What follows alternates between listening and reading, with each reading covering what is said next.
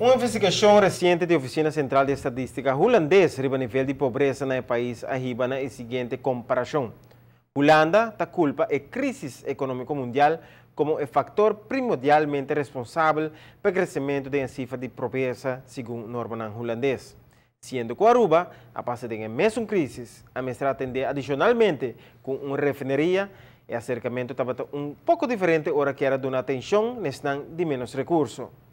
Vieringen in Leeuwarden. Het is de armste buurt van Nederland. Bijna 1 op de 3 mensen leeft hier onder de armoedegrens.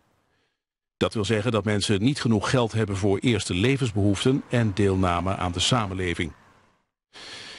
In ons land wonen 1,4 miljoen mensen die moeten rondkomen van een zeer laag inkomen. Er komt veel armoede voor bij eenoudergezinnen, alleenstaande tot 65 jaar en niet-westerse huishoudens. Het zijn dan vooral de bijstandsontvangers die het moeilijk hebben. Bijna de helft is arm te noemen. A quantidade de pessoas na Holanda que tabiba bom de nível de pobreza a subir ano passado. Segundo um relato do Social Cultureel Planbureau e a Oficina Central de Estatística holandesa, relativamente tem mais gente pobre em cidades na grande maneira Leeuwarden e Den Haag. 1 de cada 3 pessoas pobres está bom de 18 anos. A crise econômica é principalmente responsável pelo aumento da quantidade de pessoas que vivam abaixo do limite de pobreza. Consequentemente, fora de 2007, 412 mil pessoas assumiram a lista de gente pobre na Holanda. Esta casi sondeo espera uma redução chiquita da quantidade de gente pobre aqui e outro ano. Segundo o Social Cultureel Planbureau, em 2013, mais que 1,2 milhão holandeses acai bom de limite de pobreza. Está determinado isso aqui segundo o gasto para cumprir que necessidade básica de ser humano e participação na sociedade. Para pessoas não solteiras, a estipular o limite de pobreza na 1.060 € neto para luna. Para uma pareja com U, a estabelecer isso aqui na 1.770 € neto. Pero se CBS e SCP de Holanda está culpa da crise econômica, para nível de pobreza, nós formamos diferença de acercamento na Aruba com enfrentar a mesma crise econômica.